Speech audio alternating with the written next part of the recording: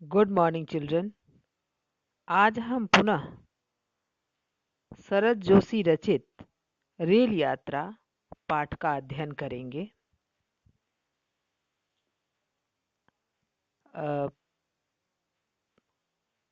प्रस्तुत पाठ रेल यात्रा एक व्यंग्यात्मक निबंध है। इसमें लेखक शरद जोशी जी रेल यात्रा में होने वाले अनुभव को बहुत ही स्वाभाविक रूप से व्यक्त किया है। उन्होंने बताया है कि रेलों का काम है कर्म करना, फल की चिंता वह नहीं करती। अर्थात रेलों का काम है एक जगह से दूसरी जगह जाना। आप जिंदा रहें या मुर्दा, उसका काम है आपको गंतव्य तक पहुंचाना। जिसमें मनोबल है, आत्मबल है, वह आराम से यात्रा कर सकता है। जो निर्णय नहीं ले सकता, जो सज्जन किस्म के लोग हैं, वो घंटों लाइन में खड़े रहते हैं। बड़ी पीरा के सामने छोटी पीरा नगण्य है। अर्थात अगर हमारे किसी रिश्तेदार की तबीयत बिगड़ जाती है, तब हम रेल यात्रा से होने वाले दुखों को भूलकर बड़ी पीरा अर्थात अपने रिश्तेदार की खोज खबर लेने तुरंत पहुंच जाते हैं। जब हम अपने नज़दीकी रिश्तेदार के पास पहुंचते हैं तो हमें आत्मिक तुष्टि मिलती है और उन तक पहुंचने में हमें जो रेल यात्रा से कष्ट हुआ, हम क्या करते हैं, भूल जाते हैं। चलिए, पाठ इस प्रकार है। भारतीय रेल चिंतन के विकास में बड़ा योगदान देती है। अर्थात भारतीय रेल हमें मनन चिंतन करना सिखलाती है।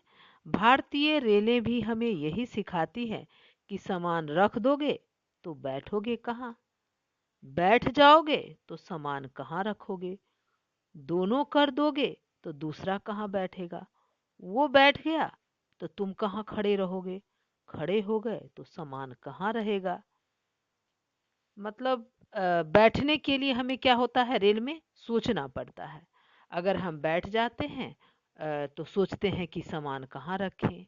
अर्थात अगर सामान हम खुद बर्थ पर रखकर सामान कहाँ रखें, अगर हम सामान और खुद को भी बर्थ पर बैठ जाएंगे, सामान को भी बर्थ पर रखें और खुद भी बर्थ पर बैठ जाएं, तो सोचते हैं कि दूसरा व्यक्ति कैसे बैठेगा।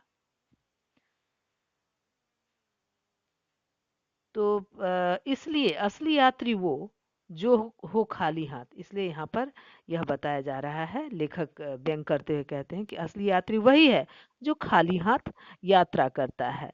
टिकट का वजन उठाना भी जिसे कबूल नहीं, मैंने टिकट का वजन भी वो उठाना नहीं कबूल है। अर्थात अगर वो टिकट का वजन भी उठाए तो अच्छी तरह से यात्रा नहीं कर सकेगा। प्राचीन ऋषि मुनियों में ने स्थिति मरने के बाद बताई है। प्राचीन ऋषि मुनियों ने बताया है कि हम खाली हाथ आए हैं और खाली हाथ ही हमें जाना है। तो भारतीय रेल चाहती हैं कि वह जीते जी आ जाए। चरम स्थिति, परम हल्की अवस्था, खाली हाथ, बिना बिस्तर, मिल जा बेटा अनंत में, सारी रेलों को अंततः ऊपर ही जाना है।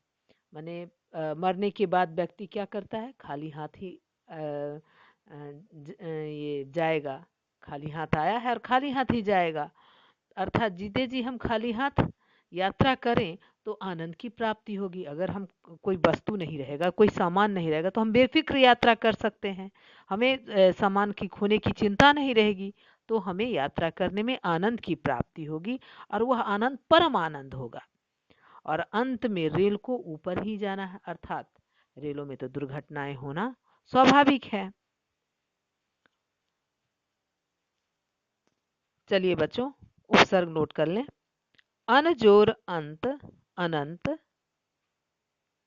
अवजोर स्था अवस्था, ये अव उपसर्ग हुआ, अनंत में अन उपसर्ग।